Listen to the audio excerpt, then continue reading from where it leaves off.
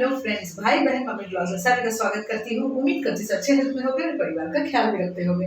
तो ये कौन सा नया देवर गुनगुन का पैदा हो गया भाई, जो कभी ध्रुव के सामने तक नहीं आया और यहाँ पे राधिका के संग बैठ के बातें कर रहा है, जिसे समर ने भी पकड़ा था।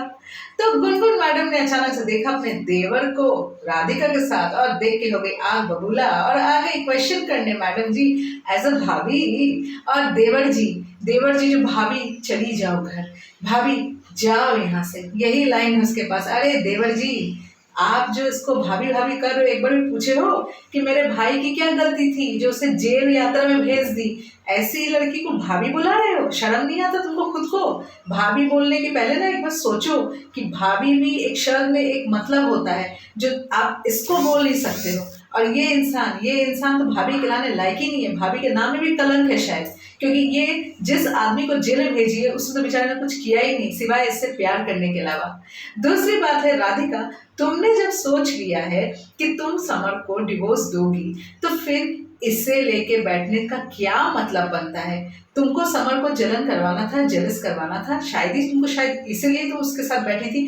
करवाना था, करवा दी ना। अब क्या फायदा है तुम उसको लेकर उसके साथ बैठी हुई हो? गुनगुन भी आ रही, देख रही अपनी मम्मी को फोन कर रही, मतलब समर की मम्मी को। अपनी मम्मी को कहाँ से फोन करने वाली है? समर की मम्मी को फोन कर बुलाया था कि समर की मम्मी आके राधिका का क्लास ले।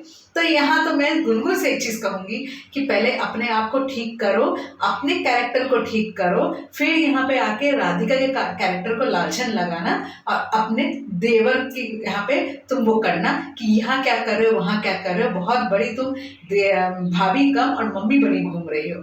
तो यहाँ पे तुम्हारा बोलने का तो कोई हक नहीं बनता गुनगुन, क्योंकि वो इंसान जिसको तुम जेल भेजी हो उसका भाई जो भी करे इससे तुमको तो कोई मतलब नहीं होना चाहिए। और दूसरी बात है, तुम यहाँ पे राधिका को आके जो बोल रही हो कि मेरा पति तुमने छीन लिया, ये कर दिया, वो कर दिया। तो तुम्हारा पति तुम्हारा अगर होता ना तो तुम्हारा पति राधिका का कभी नहीं होता। पर वो इंसान तो खुद ही कैरेक्टरलेस है, वो तुम्हारा ही नहीं हुआ तो राधिका का क्या होगा?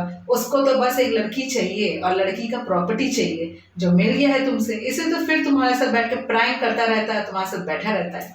तो चलिए फ्रेंड्स, देखते हैं आगे क्या होता है और समर की मम्मी आगे क्या कहती है। तो चलिए, समझ ब्लॉग अच्छा लगा प्लीज एक लाइक जरूर कीजिए, चैनल में प्लीज सब्सक्राइब जरूर कीजिएगा। तब तक के लिए बाय बाय।